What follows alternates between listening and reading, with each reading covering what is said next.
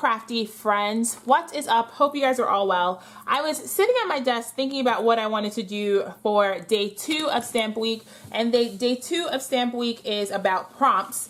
And I was honestly, I was working in my art journal trying to think what I wanted to do for day 2 of stamp week, and so many of you have asked to see in my art journal or see art journal type videos. So I thought, why not combine the two and do an art journal video for day 2. I said this, I've talked about this a lot on my channel, but one of my favorite ways to use stamps is as a prompt for storytelling. Sorry, I literally was doing monoprinting on my Gelli plate, and so I'm cleaning up so I can start over. But one of my favorite ways to use stamps is as a prompt for storytelling, and it's just fitting because today's theme is prompts. So I was working on an art journal page. I had no idea what I was going to do with it. My plan was literally to just play with paint and see what happens. But I was doing some Gelli plate monoprinting, and I know Gelli plates are like super popular everywhere, and so I thought I'd show you a few quick techniques with using a Gelli plate, and then use my stamps on an art journal page and combine the best of both worlds. Now, I am a little bit uncomfortable and a little bit unsure about this because I'm not an artist by any stretch of the imagination. I am just someone who likes playing with paint and mixed media and paper, and sometimes things work and sometimes they don't. But here are some prints that I had just made. So I made this cool one using a stencil that I just got in the mail from Joggles. I will have a mixed media supply haul coming up on my channel really soon, but I just broke into that box immediately and took out one of the stencils. And then I did some more ghost printing. So I have this black one with a little bit of the color in the background, this black one on the white paper, nothing else, just the black and the white, which is really striking. And I can't wait to cover that in color. But I figured I'll play with the same, the same things I already had on my desk, and we'll make a print and then make a page and see what happens. Okay, so I have some mixed media weight paper from a journal that I just kind of ripped out, and then I have some acrylic paint. These are Winsor & Newton Galleria acrylic. Like I like to say that these are like a step above like the like your Craft Smart acrylics, but they're not exactly like artist grade. They're like somewhere in the middle, I want to say. They're good for what I want to do. I am not an artist by any stretch, again, of the imagination. I just like playing with paint and paper, and these do what I want to do perfectly. For monoprinting, I know I've seen it done a lot of ways. I know a lot of people, they put the paint, just gonna make sure my brayer is clean. They put the paint on a surface and then apply it to the brayer. I mean, apply it with the brayer to the plate. I am lazy, so I just go straight from the tube to the plate to my, with my brayer. I don't bray it on or off. And I just, between colors, I like dab it off with a paper towel. Like literally, guys, what you see right now is what I do all the time. And I typically do this with like headphones on. I'm not trying to like talk through this, so we'll see how this goes. But I'm just applying one shade of green and 2 shades of blue with my brayer. I'm cleaning off between colors, kind of so the colors don't mix. And then I didn't really clean off between those blues because they're close enough. And then I'm just mixing the colors.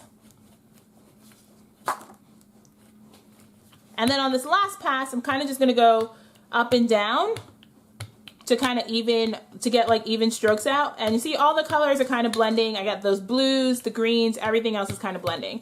And then I'm just going to go in with a sheet of my paper and we'll get a print. We'll see what it looks like.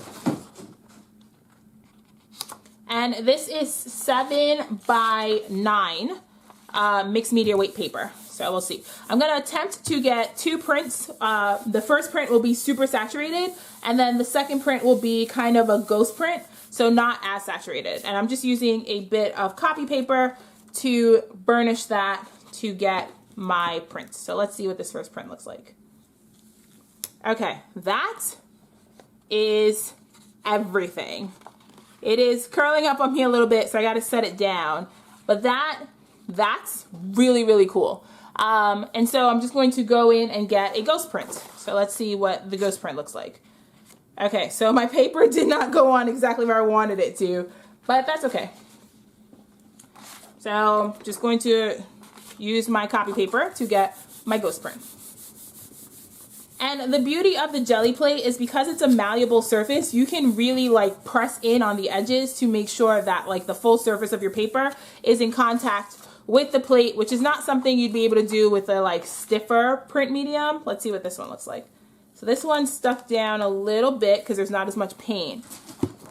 That one's also really cool looking. Okay, so I have these two really cool prints. I'm going to clean off my Gelli plate and I'll be right back.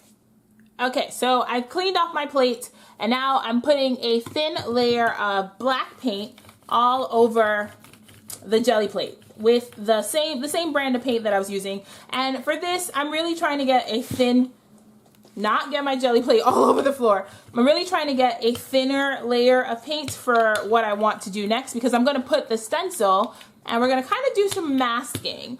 So the first time around, I'm going to go on the super saturated print, and then the second time around I'm going to go on the not so saturated print, and we'll see what effects we get. So I'm going to pop my stencil right in this, grab my print, pop it in here, and then same thing, use my copy paper to really burnish this, and the black paint should come through the stencil onto my print. So we'll see what this looks like. It should give me something similar to that one in the corner, but we'll see because it's completely different colors. So we'll see what we get. So let's take this off. So here is the first print, and that's actually really cool. So here's the first print. We're gonna take this off, and you see all that paint that's left behind? That's what I want. I want that. So I had to go through the first step, but it's this second print that I'm really interested in. So we'll see what this looks like.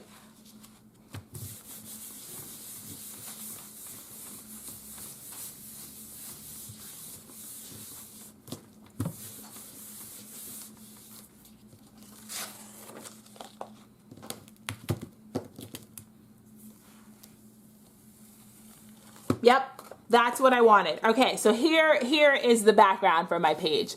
So I have those like really rich blues and greens coming through, and then I have the black over top. And the reason I want a dark background is because I want to stamp with white. So I'm going to clean up and we'll see what happens next. Okay, so even though this is my background, I kind of want to show you the results of my printing. This maybe took me a half hour playing with my Gelli plate. I have this really fun one that I can use in our journal page. This one that I can rip up or use as collage. I have this one that's really, really dark. It's too dark for me to do anything that I can think about, but I can also just put a bunch of white over top and we'll see what happens. And this one is going to be really fun. I have no idea what I'm going to do with it, but I really like this one a lot. So I have a like box full of prints that I've made that I have no plans for yet. That's where those are going to go. And now I'm going to work on lightening this up a little bit.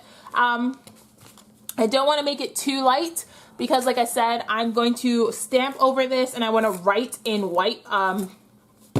I want to stamp in white and have white pen that I want to write in, but I wonder if my paint's dry. So I'm going to go in and lighten this up, and this is a stencil from the Crafter's Workshop, and I'm just making sure I'm only picking up a little bit of this paint so it doesn't take super long to dry, and I'm just going to put it through the stencil. And this stencil is large enough that I won't have to move the piece as I'm working. So we're just going to go ahead and lighten this background up a little bit. I don't want to make it too white so I lose all that stark black. Also, I got to be strategic about where I put the white paint because I want to make sure I leave myself enough room for my journaling. So if I make this too white, then you won't see the white pen and the white ink. So I'm trying to make sure I'm really smart about where I put this so that I leave myself big spaces for words, because I'm going to end up writing all over this. The point of this is to write all over this, right? We're talking about stamps.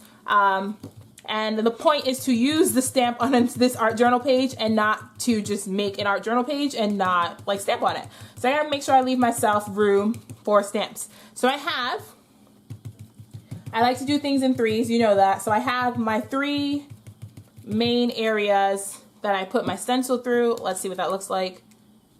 Okay, I like that a lot. All right, so I have my 3 areas that I put my stencil through. And let's see what else we can do to this. And this is how I art journal. I literally just keep putting things down on the page until eventually I'm like, all right, that feels good.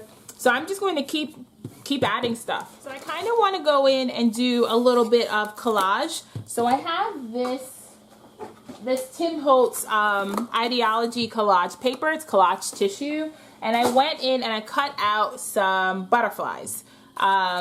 And you know I do things in threes, so I cut out 3 butterflies, and I'm just going to put some gel medium on my background and stick down these butterflies.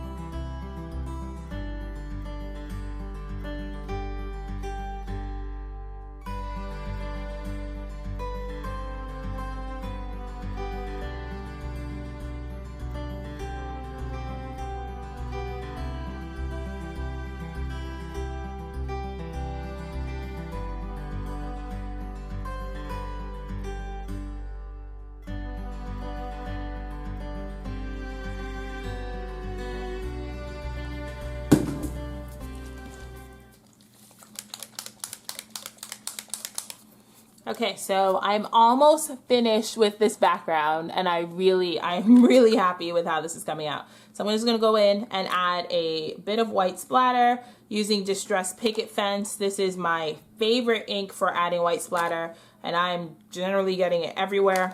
I'm okay with that. After getting it all over me and all over the background, I'm just going to roll some of it off with a paper towel. That gets some of those big droplets up, and then all you have left behind are the ink splatters. And then I'm just gonna go in, piece set that one more time, and then we get to what you probably came here for, which was the stamping, because we haven't done any stamping yet, and I've been working on this forever. But here is my background. Okay, friends, so we are at the tail end, and we are at what you all came here for, which was the stamping. So what I'm going to do before I go onto my background, just to make sure what I want to do works, is I'm going to do a test stamp on this background. It's kind of dark, so I don't know what I'm going to do with it, but it is an easy place for me to do some test stamping. So when I was looking for my stamps for this project, I was really attracted to this stamp set, the craft stamp set from February 2016, and this one that's just called Stories. I think that's what it's called. So I have this one that says Stories, and I'm going to just stamp it on white ink. And this is scrapbook.com premium pigment ink. It says that it is waterproof and it is appropriate for mixed media. So I figured this would be a good ink to try. So we're going to do a test stamp somewhere on this black background just to see how it comes up.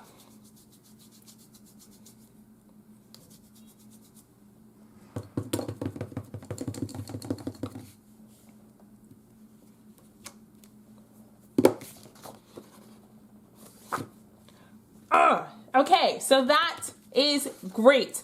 And since I'm probably gonna rip this up and use this as collage paper, I don't mind that I have this stamp somewhere, but that white ink is everything. That's white ink for you. That is probably the best white ink I have seen in a really long time. So I just wanna do some journaling about crafting.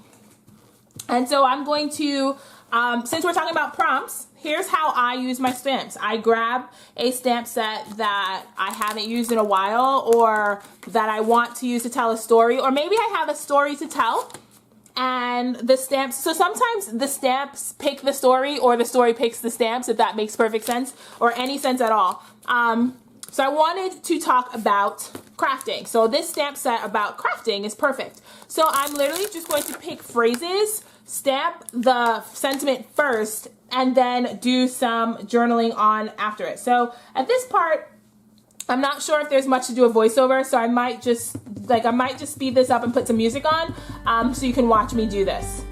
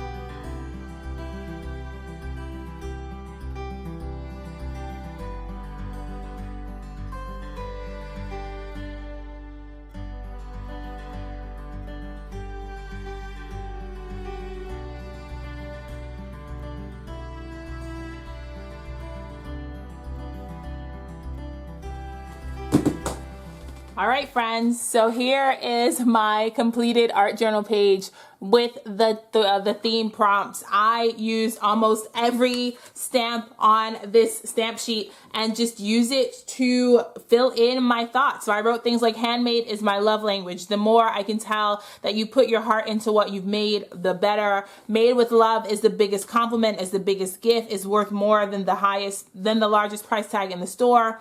Do what you love, because honestly, how could you not? Craft is my passion. Fill up your homes with stuff, then give it all away. DIY, because why not? Touch it all. And then I just stamped, yep, I made this, getting crafty all over. And here is my completed art journal page. So this is gonna go on some rings. I have an art journal that is on rings and is on disc for when I'm doing jelly plating, because it's just easier with a free page.